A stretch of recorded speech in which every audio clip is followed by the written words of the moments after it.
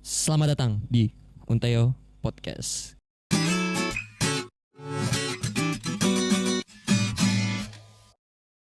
Kali ini kita ada datangan tamu dari Magelang.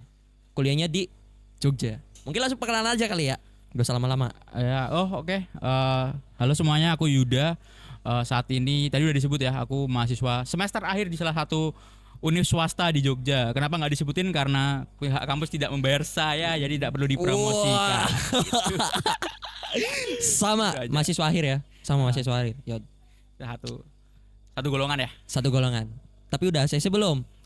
Doain ya TA-nya lagi nyusun laporan TA. Semoga bisa segera wisuda. Ya, Gitu. swasta masih lama lah ya. Ya. Kayak negeri-negeri. Ya. Oke. Jadi kita langsung aja kita mau membahas terkait dengan 3 berita yang mau kita bahas. Yang pertama ada Seluk-Beluk Mapala yang lagi rame nih permasalahannya. Terus ada masalah organisasi. Kira-kira masih eksis nggak dan masih cocok nggak ketika kita di ranah dalam karir. Nah, yang ketiga ini perihal masalah magang atau pekerjaan yang sudah sangat-sangat susah ya mencari pekerjaan atau cari magang ini. Mungkin kita langsung ke berita pertama aja kali ya. Jadi kita mengenai di situasi di mana banyak sekali korban-korban dari, bukan banyak ya, atau kita mungkin sering terbiasa mendengar terkait dengan di organisasi namanya Mapala. Kemarin salah satu case-nya ini kita salah satu case-nya itu dari Unila, kampus Unila. Di mana ada salah satu mahasiswa mengikuti Diksar, pendidikan latihan dasar. Itu ada permasalahan mengenai pas mengikuti Diksar itu ada mengalami pendengaran dan itu salah satu pelakunya dari senior-seniornya. Nah, sehingga 5 bulan setelahnya itu mahasiswa itu meninggal dunia. Dan ini banyak banget seluk-beluknya. Mungkin analisis kritisnya dari Mas Yuda gimana?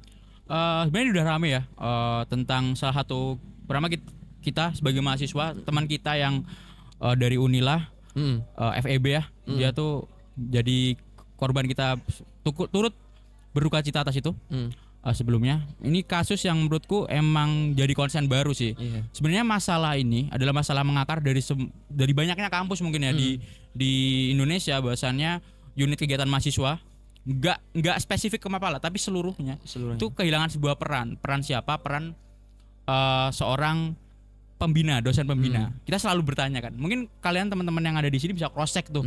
Apa sih peran pembina kalian selain hanya mengasasi proposal gitu kan ya? Apakah ada konfirmasi ya, gitu. apakah ada pengawasan dari pihak pembina ataupun kampus? Ini jadi permasalahan. Dan kasusnya itu cukup parah. Ada kekerasan fisik di situ. Sehingga korban yang dirawat dari November dan mengembuskan nafas terakhirnya di April kalau nggak salah. April. Itu kan cukup lama ya. Dan kampus Unila bertindak setelah kejadian itu ramai, setelah anak-anak FEB melakukan aksi berbela-sungkawa dengan menyalakan 100 lilin kalau nggak salah. Itu makanya harus jadi konsen perhatian yang cukup harus diperhatikan sih, perannya di mana gitu. Dan seterbuka apa kampus mengakui kesalahan sehingga suatu saat bisa dibenerin. Nah, sebelumnya juga ini kan ada investigasi dari pihak rektorat juga nih. Bahkan udah ada clarified-nya juga dari pihak Mapalanya. Ini dari Mapala khusus dari ekonomi ya. Itu udah ada perihal masalah gangguan pendengaran nih, udah meminta maaf dari pihak Mapalanya kan. Nah, cuman ini masalah kelanjutannya nih ketika udah mohon maaf ya mahasiswanya udah meninggal gitu ya. Jadi ini masih belum ada kelanjutannya bagaimana gitu. Nah, ini mungkin masih dibahas lebih lanjut ya. Info terakhir sih katanya sudah hampir ditandatangani pembekuan untuk Mapalanya. Tapi seharusnya nggak sekedar itu, harus banyak evaluasi yang dilakukan. Dan di pertanyaan juga, aku juga dapat testimoni dari banyak di internet, semuanya dari salah satu korbannya juga yang bilang bahwasannya dia tuh pendengarannya, gendang telinganya pecah. Walaupun gunanya gendang tuh dibuka, tapi bukan itu ya gendang telinga ya maksudnya. Itu pecah dan dia dipaksa tutup mulut sampai akhirnya dia speak up ketika media udah ngangkat. Jadi emang kasusnya tuh pelik ya. Tapi ini bisa jadi pelajaran untuk seluruh univ, seluruh UKM dan seluruh wadah gitu untuk bisa memperbaiki semua sistem, karena ini permasalahan kultural kan. Banyak Mapala emang yang setauku ya, ini baseku aja, ketika aku kenal teman-teman Mapala, memang mereka punya kebiasaan kultural yang dibangun dari dulu. Tapi kadang kulturalnya itu nggak lihat efisiensi untuk dan pendekatan sekarang itu relevan atau enggak. Iya, benar. Makanya ketika mungkin mereka terlalu menganggap itu adalah yang wajar, padahal ada hal-hal yang seharusnya nggak dilakukan, malah jadinya hal-hal yang nggak diinginkan. Jadinya kayak gitu. Jadi solusi kritisnya itu harus mengubah sistemnya. Ya mungkin bisa. Tapi susah ya. Iya karena kultural. Sehingga kita dengan adanya kita di masa anak-anak Gen Z ini yang udah paham soal perihal masalah, mungkin dari setiap organisasi itu ada industrialisasi lah. Jadi secara posisi itu kita ada posisi masing-masing dan pengerjaannya itu tidak hanya base proker, tapi base rutin. Jadi ada pengerjaannya gitu dengan skema atau dengan intensitas tertentu. Tapi masalahnya ketika kita pengen mengubah sistem itu, para pihak sebelumnya alumni atau seniornya itu selalu mengasaskan pada nilai sebelum-sebelumnya sudah tertulis gitu. Semisal kayak sesimpel ADART atau apapun itu gitu. Tidak mempertimbangkan bagaimana kayak ini gimana sih solusinya gitu. Ini organisasi mereka bilang ini organisasi masih ada value-nya, ini organisasi masih relevan ini dan itu. Tapi relevansinya bagaimana gitu kan. Itu kan dipertanyakan. Nah, kalau misalnya dari Mas Yuda gimana solusi kritisnya? Kalau misalnya dari Mapala. Kalau khusus Mapala aja ya. Khusus Mapala kemana nih? Ke ini aja buat teman-teman Mapala di luar sana. Sebelum kalian mencintai alam, belajar untuk mencintai manusia. Sehingga ketika kalian ada di alam, kalian nggak menghilangkan cinta kalian ke manusia dan terbunuhnya korban, itu mungkin dipertanyakan kalian cinta siapa? Gitu. Karena alam sejatinya sudah mencintai alamnya mereka sendiri gitu.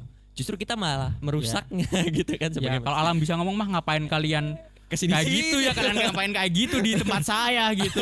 Kan kita mau have fun di alam, kenapa ada korban dan segala macam gitu aja. Evaluasi berkala lah. Oke, siap. Nah, ngomong-ngomong terkait dengan Mapala itu kan soal organisasi.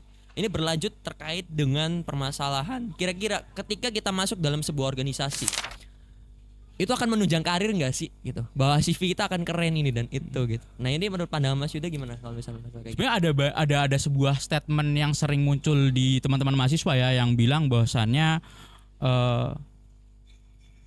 kalau aku ikut organisasi IPK aku jelek gak ya gitu. Itu berpengaruh pada IPK aku atau enggak sih gitu. Ada kan yang kayak gitu. Menurutku itu ada sebuah logika fallacy yang salah karena gini. Itu bukan hal yang harus dikorbankan. Itu tuh bukan hal yang dua itu bisa berjalan beriringan. Itu bukan kayak kamu harus nyelamatin bapakmu atau ibumu salah satunya mati. Enggak, itu bisa jalan beriringan gitu. Tinggal bagaimana manajemen waktunya dan bagaimana caranya bisa memahami kapasitas diri aja. Karena ketika kamu ngerasa kapasitasku hanya bisa ikut salah satu, PR-nya bukan mengorbankan, meningkatkan kapasitas dan menaikkan koefisiensi dari manajemen waktu gitu. Organisasi itu bisa jadi CV karena di dalam organisasi kita akan belajar bagaimana cara berbirokrasi dengan baik, bagaimana manajemen tim dengan baik, bagaimana mengetahui alur kerja dengan baik, hierarki antar struktural itu bisa dipelajari di organisasi. Jadi kalau misalnya teman-teman tidak punya kegiatan selain perkuliahan dan masih ada waktu luang, organisasi adalah sebuah hal yang bisa dicoba. Iya benar. Gitu. Jadi menurutku emang seksi untuk bisa nambah CV sebenarnya, walaupun ada banyak cara ya. Iya. Tapi menurut ada penelitian dari Harvard University juga, ketika kita masuk sebuah organisasi itu bisa meningkatkan soft skill kita. Unsur intrinsiknya tidak kita ketahui sebenarnya secara lebih mendalam. Itu kita bisa meningkatkan soft skill kita secara tidak sadar. Nah itu salah satu peran yang paling penting menurutku kalau misalnya kita sudah masuk organisasi, karena peran dari organisasi itu mewadahi teman-teman yang bingung nih arahnya mau kemana gitu kan. Nah organisasi ini sebagai wadah, tapi lihat dulu organisasinya bagaimana gitu. Betul. Gitu. Profiling terhadap organisasi jadi penting kan, untuk melihat apakah organisasi ini adalah tempat yang dibutuhkan atau enggak. Kalau kita melihat bagaimana fenomena sekarang kan, orang masih mempertanyakan bagaimana organisasi itu bisa berimpact pada dirimu gitu kan. Tapi yang paling bisa dijanjikan kalau organisasinya benar ya, paling enggak dirimu punya gambaran bagaimana sistematis atau miniatur dunia kerja, ngerti gak sih? Secara bagaimana kita berkoordinasi dengan orang lain, bagaimana kita punya list atau nge-leads, bagaimana kita berhierarki dengan para strukturalnya, itu akan dilatih. Jadi organisasi memang soft skill dilatih karena ketika bersentuhan dengan orang lain, soft skill sangat dibutuhkan, mulai dari berkomunikasi, berbicara, menjelaskan. Terus berkoordinasi. Jadi banyak hal yang bisa didapat di organisasi. Tapi pastikan bahwa organisasinya benar dan kamu ada di situ dengan niat yang baik. Dengan niat yang baik. Kalau misalnya organisasinya nggak benar gimana nih? Aku tuh selalu percaya kalau kalau ini sebenarnya aku ngutip dari Panji Pragiwaksono, dia bilang kalau ada rumah yang nggak cocok untukmu mending pergi. Karena win-win solution dari perusahaan atau rumahnya kehilangan orang terus dia bisa dapat orang yang lebih baik. Dan kamu kerjanya nggak setengah-setengah dan kamu juga bisa keluar karena kamu di situ nggak nyaman jadi setengah-setengah, kamu bisa dapat pekerjaan atau rumah yang lebih baik. Jadi mending keluar aja gitu. Udah nggak apa-apa, lebih better win-win solution. Oke. Ini mungkin dalam konteks pengalaman Yuda sendiri nih. Dari kamu sendiri, Yud. Ini kan Yuda punya pengalaman dari BEM ini dan itu kan. Kira-kira apa sih organisasi yang positif dan negatif yang menurut lu, kayak misal kamu ya, ini kita Jogja. Kamu. Aduh, Gue sih nggak apa-apa ya. Jadi kamu nih, Yud. Jadi semisal apa sih yang dark side dan juga sisi positifnya dari sebuah organisasi? Kita ngomongin Salah satu case aja contoh. Iya. Kita ngomongin secara general tapi kita coba sempitkan dengan case yang aku alamin aja ya. Salah satu yang baik adalah tadi aku bisa belajar banyak hal di organisasi. Iya. Menjadi seorang leader, menjadi seorang yang lebih baik dalam melakukan pekerjaan karena dalam organisasi itu ada deadline, ada banyak hal yang cukup bisa ngebantu prepare untuk ke dunia kerja. Sebenarnya itu. Walaupun kembali lagi asik ada. Kita potong dulu ya. Ini siapa yang pesan ya? Dulu. Siapa yang pesan? Siapa yang pesan ini? Thank you. Gak ada di brief tadi ada mie. Aku mau nyebutin satu referensi tapi kalian udah tahu deh ini mirip apa. Ini padahal kita nggak ngomong ya? Ya kita ngomong, jawab pada thank you. Nih. Oke, kita lanjut tadi. Iya, sambil ngobrol. Salah satu yang menurutku penting di organisasi atau apa yang aku dapat atau positif side-nya dulu ya. Positif side-nya dulu tuh pertama kita bisa belajar banyak hal di organisasi. Kita bisa tahu bagaimana sih cara profesional atau cara seharusnya ketika kita bekerja secara tim, bekerja secara struktural dan segala macam gitu. Dan connection. Mungkin Adit di sini atau kru-kru di sini semua itu tuh juga datang dari koneksi kan. Dari koneksi itu juga biasanya dapatnya di organisasi walaupun nggak hanya di organisasi, bisa di tempat lain juga. Gitu. Itu positifnya. Terus kita bisa ninggalin legacy di organisasinya. Itu sangat menyenangkan teman-teman ketika kalian punya legacy, sesuatu yang kalian tinggalkan itu sangat menyenangkan. Kayak misalnya aku kan pernah jadi menteri sosial masyarakat di BEM Amikom. Aduh kesebut gak tuh.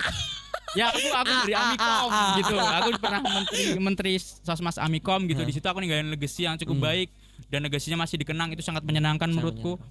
Jadi itu positifnya mungkin ya. Gitu. Connection sih, relasi. Tapi untuk negatifnya pasti ada masalah, pasti banyak hal yang tidak menyenangkan di organisasi. Tapi kalau masalahnya ada pada personnya lebih enak. Tapi kalau yang bermasalah ada organisasinya, bibitnya, itu akan nggak enak. Salah satunya adalah biasanya organisasi yang baru berdiri cenderung memprioritaskan kekeluargaan daripada profesionalitas. Itu sangat salah menurutku. Seharusnya yang terjadi adalah profesionalitas di atas kekeluargaan. Keluarganya masih ada, cuma profesional. Karena kalau kekeluargaannya ada di atas itu cenderung bias, salah dibiarkan, tidak dievaluasi. Padahal salah dan evaluasi adalah hal yang wajar dalam organisasi. Benar. Itu mungkin. Aku sempat menotis bahwa perihal masalah kekeluargaan. Sambil makan ya? Iya. Jadi aku punya organisasi nih, Yud. Jadi organisasi aku sendiri tidak menampilkan bahwa kita tuh kekeluargaan, tapi lebih ke profesionalitas. Kekeluargaan ini masalah bonus. Ketika profesionalitas itu baik atau bagus, nanti akan mengikuti. Paham gak sih? Ya. Jadi di situ masalah perihal kekeluargaan itu yang dirasakan itu hanya yang dirasakan itu emosionalnya, bukan masalah title-nya. Paham gak sih? Jadi ketika kita udah paham ada title-nya bahwa kita kekeluargaan, ya kita harus memahami bahwa kondisi emosional kita dalam berkeluarga itu bagaimana. Nah, terkadang dari sebuah organisasi itu mengedepankan prinsip kekeluargaan, apalagi visi ketuanya nih kekeluargaan. Tapi ketika diimplementasikan tidak berkontradiktif dengan emosionalnya atau dengan implementasinya, itu sangat tanda tanya gitu. Itu bagaimana? Gitu. Nah, aku tuh ikut organisasi tuh dari SMP. Aku sempat OSIS, SMA juga sempat OSIS. Kuliah itu ada ikut semuanya, hampir semua. Himpunan, UKM, naik ke BEM dan segala macam. Filter pertamaku ketika masuk ke sebuah organisasi adalah di mana skalanya, apakah skala kekeluargaannya lebih tinggi dari profesionalitas atau enggak. Kalau udah ada indikasi mereka lebih ke keluargaan, biasanya aku cabut tuh. Kenapa? Karena ya tadi itu mending kita keluar dari rumah, terus dia dapat orang yang lebih baik aja. Kita juga nggak setengah-setengah. Benar-benar. Adit kita juga pernah satu organisasi dan aku keluar hanya karena itu kan. Dan pada akhirnya apa yang aku lakukan cenderung benar karena organisasinya juga nggak stabil pada akhirnya, benar kan? Iya. Makanya sebenarnya organisasi yang baik mau di level manapun ya itu harus ada tingkat profesionalitas di atasnya dulu daripada kekeluargaan karena pasti jadi masalah gitu. Oke. Nah ngomong-ngomong soal ini ya cocok-cocokan masalah terkait dengan DCV katanya cocok ya dari Mas Yuda. Ini kan belum lagi kita dihadapkan situasi dan kondisi di mana mencari pekerjaan atau mencari magang itu sangat sulit. Ketika kita memandang sebuah case dari MSIB terakhir, MSIB batch 7 ya. Itu sekitar 187.000 lebih pendaftar yang MSIB ini mahasiswa dalam Korea. Bayangin seberapa banyak mahasiswa yang mendaftar 187.000. Yang diterima cuman 38.000 lebih sekian gitu. Nah, kira-kira ini bagaimana nih dengan melihat situasi dan kondisi saat ini? Apalagi pas kemarin yang lagi rame nih job fair di Bekasi itu yang wah sangat-sangat ricuh ya. Ribut pokoknya ini dan itu, dan ini bagaimana? Salah satu efisiensinya mendaftar secara online kah atau bagaimana nih? Kita sebagai manusia setelah lulus tidak hanya IPK tinggi atau kita bisa memahami bahwa kita harus survive dengan situasi dengan situasi dan kondisi saat ini atau adaptabilitasnya kita dikedepankan gitu. Karena sejatinya kita sebagai manusia atau sebagai mahasiswa ini dipertaruhkan perihal masalah kayak ada permasalahan, ya udah kita bagaimana caranya bisa survive gitu. Ngelihat fenomena itu ya sebenarnya ada hal baiknya. Hal baiknya adalah mahasiswa di seluruh Indonesia itu udah mulai aware bahwasannya IPK tuh nggak cukup. IPK tuh di dunia kerja sangat-sangat tidak cukup untuk bisa survive. Karena sekarang coba kalian cari deh banyak konten-konten HRD yang mengedepankan pengalaman dan portofolio daripada sebuah IPK. Dan itu benar. Iya kan, dan kita juga bersentuhan dengan dunia pekerjaan. Aku juga udah pernah kerja secara profesional. Adit mungkin juga udah pernah gitu.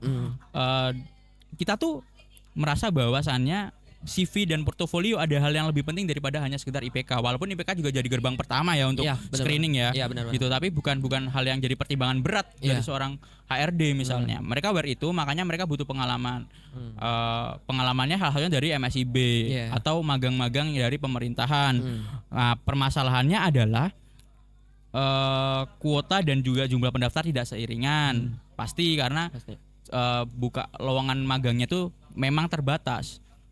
Nah, yang jadi permasalahan menurutku adalah fenomena MSIB ini terjadi karena utopia yang dibuat oleh para alumninya. Oke, gimana? Paham nggak? Maksudnya kayak lulusan MSIB nih cenderung memperlihatkan hal-hal menyenangkannya, kayak insentifnya, pengalaman kerjanya di onboarding dan apa segala macam. Setiap hari Sabtu Minggu mereka bisa free main-main dengan dana segala macam, sehingga orang mahasiswa atau yang pengen ikut cenderung melihat itu sebagai sebuah utopia. Aku pengen dong magang semenyenangkan ini gitu. Padahal banyak cara lain. Ada magang mandiri, bisa nyari sendiri. Benar. Dan segala macam magang itu terbuka terus kan. Cuma kan karena utopia yang terbentuk jadi orang pengen masuk. Iya benar. Gitu. Nah, cuma kan permasalahannya apakah ini bisa menyelesaikan hasrat dari banyaknya mahasiswa yang ingin ikut atau tidak. Tapi kan kalau kita ngelihat dari sisinya memang masih bermasalah dalam segi mungkin kuotanya ya gitu. Tapi ya namanya juga utopia harus diperebutkan ya enggak sih? Utopia kan harus diperebutkan kan, enggak mungkin. Apalagi bakal berharga banget ini. Iya, makanya jadi kalau memang kalian berminat dengan hal seperti itu dengan kualifikasi yang cukup tinggi ya persiapkan dengan baik. Benar. Gitu. Karena kalau dari 100 lebih yang bisa tembus hanya 30.000, 100.000 lebih yang bisa tembus 30.000, artinya kan cuma 30% sekian atau bahkan kurang. Gitu. Jadi dan jangan berhenti pada MSIB, banyak kok cara-cara untuk bisa magang tuh banyak. Ada magang mandiri, bisa apply ke perusahaan. Yang penting kamu punya portofolio dan tahu kamu mau kemana. Dengan sistem WFA juga bisa sebenarnya. Bisa, banyak yang buka. Banyak sekali jalannya. Cuman ya kebanyakan orang-orang atau mahasiswa nih lihat di TikTok atau apapun itu. Terlalu aplikasi terlalu utopia di mana ini hanya satu jalan. MSIB. Dan sekarang dihapus. Wah, kelabakan nih. Magang berdampak ada ya sekarang. Nggak sih yang paling lucu dari magang berdampak? ide kreatifnya tuh loh nggak sih? Kayak, ayo kita buat program baru gitu terus apa ya? Kita ganti MSIB, kita buat yang lebih berdampak. Apa namanya? Berdampak. Masa cuma gitu sih? Masa cuma segitu kemampuan dari orang-orang orang kreatif di dalam dikti ristek gitu? Iya benar. Magang berdampak kayak lazy banget nggak sih? Dan secara besarnya mungkin ketika kita lihat itu sama aja dari program sebelumnya. Ya sebenarnya sama aja. Cuma kan yang mereka tekankan adalah pengennya ada dampak, gak hanya pada mahasiswanya yang dapat pengalaman bekerja secara real ya, gitu. Tapi mereka pengennya mahasiswa juga punya dampak ke perusahaan ataupun lingkungan maupun sosial. Tapi kan kita nggak bisa lihat indikator itu kan. Iya benar. Dan itu pasti trial and error. Pasti gitu. Terus ngomong-ngomong perihal terkait dengan masalah ini ya.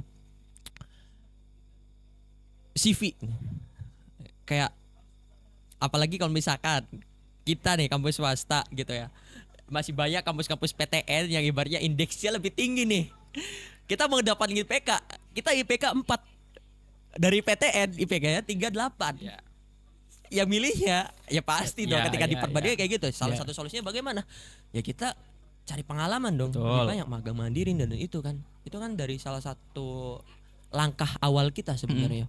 Ketika kita dari mengalami suatu keterbatasan, ya kita bisa mencari celah di situ gitu. Kalau misalnya kita tetap mengikuti sistem yang ada, di mana kayak IPK harus tinggi ini deh. Ya emang IPK itu penting, harus tinggi juga. Cuman kalau misalnya kita terlalu fokus pada IPK, ini akan sangat sayang gitu sebagai mahasiswa gitu. Karena ketika kita lulus kerja ini dan itu, ya ketika mau di big company pun atau di startup atau udah di levelnya udah multinasional gitu, dan itu bakal susah gitu. Ketika kita mau teman IPK, udah kita gak ada pengalaman apa-apa gitu. Organisasinya misalkan Hima, BEM atau apa itu, dan sorry itu saya ini, kalau misalnya udah bertaraf multinasional, itu harus yang dilihat itu ya pengalaman-pengalamannya dan itu gitu. Nah itu sih. Aku mau kasih tahu sebuah hal yang lebih daripada itu. Gimana? Selain CV dan juga IPK. Relasi guys, koneksi. Itu lebih penting. Aku nggak ngomongin tentang apa namanya kalau dalam keluarga gitu namanya, yang pakai keluarga namanya apa? Aku lupa.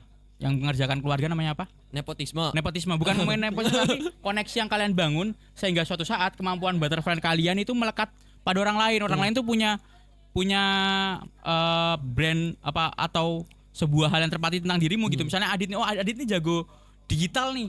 Dia ketemu orang, koneksinya terbangun, suatu saat kalau orang itu butuh sesuatu, dia manggil Adit. Iya, benar. Nah, koneksi-koneksi gitu yang dibutuhkan untuk dunia kerja selain CV ataupun IPK, dan itu lebih manjur karena pada akhirnya kemampuanmu sudah melekat di orang lain. Tanpa harus dicek CV dan juga IPK-nya. Walaupun kalau kamu nggak punya itu, ya otomatis harus kau banyakin adalah porto atau CV. IPK adalah gerbang pertama, tapi value-nya paling kecil. Apalagi kalau kamu sudah swasta. Ini bukan menjelek-jelekan univnya ya. Enggak. Cuman ya kita secara realita. Iya, kita ngomongin realitanya. Emang HRD juga walaupun sekarang IPK buka di gerbang pertama, tapi bukan yang paling tinggi. Bukan yang paling tinggi. Kalau gerbang pertamamu aja nggak dibuka, gimana mau tahu porto dan CV-mu kan Iya, gitu. benar-benar. Jadi ya harus diperhatikan juga sih. Ngomong-ngomong soal relasi nih, relasi itu bukan dalam konotasinya jelek aja. Kita relasi, bang, relasi pun kita ada effort. Iya. Dalam proses pengenalan relasi itu tidak hanya kita kenal, membagikan nomor, udah sekedar nanti ayo kolaborasi ini deh. Tapi relasi yang benar-benar relasi adalah ketika kita berkenalan, ada timbal balik, ada obrolan. Gimana caranya kayak misalnya kita ngobrol-ngobrol masalah interest nih, saling interest. Di situ kita bisa bangun bridge berkelanjutan di situ. Nah, itu justru relasi yang sebenarnya. Dan kita butuh effort di situ relasi sebenarnya. Dan semua orang yang punya kemampuan untuk berelasi dengan baik biasanya juga punya kemampuan profiling yang baik, sehingga dia ketika dia punya lawan bicara, dia akan profiling ini. Dia tuh kemampuannya ada di level mana, atau dia punya keahlian apa, dan suatu saat kalau aku butuh, kita bisa kontak-kontakan. That's it. Kayak ini ya. Mungkin nanti next bakal jadi host deh. Boleh. Produser, aman ya? Oke, jadi itu aja mungkin untuk pembahasan kali ini terkait dengan berita tadi ya. Jadi secara kesimpulannya, secara rangkumannya ini masalah terkait dengan kita sebagai mahasiswa, carilah sebanyak-banyaknya. Hidup bukan hanya sekedar hidup. Carilah pengalaman. Ketika kita menjadi mahasiswa, tidak hanya mendapatkan ilmu atau pengetahuan, itu tidak hanya di perkuliahan atau kelas perkuliahan saja. Masih banyak yang lain. Masih banyak pintu-pintu yang lain untuk dibukakan. Gitu ya. Sepakat? Sepakat. Oke, itu aja dari aku, Adityo, Yuda. until next time, saya jangan stay kelas ini kayak Agung Hapsa banget. Suruh follow dulu dong. Masa diajarin Mas? Suruh follow dulu. Call to action namanya Mas. Oke. Ya jangan lupa follow, like, subscribe. Tapi sekarang nih Instagram atau TikTok nih lagi ramenya share sama komen doang. Ya makanya disuruh. Ya. Share sama komen ya, jangan lupa. Ini pembahasannya terkait dengan mahasiswa. Kalau misalnya terkait dengan pembahasan mahasiswa pendidikan idahnya tuh, jangan lupa lihat Unteo Journey. X The Tribes. Oke, itu aja dari aku. Thank you. Bye.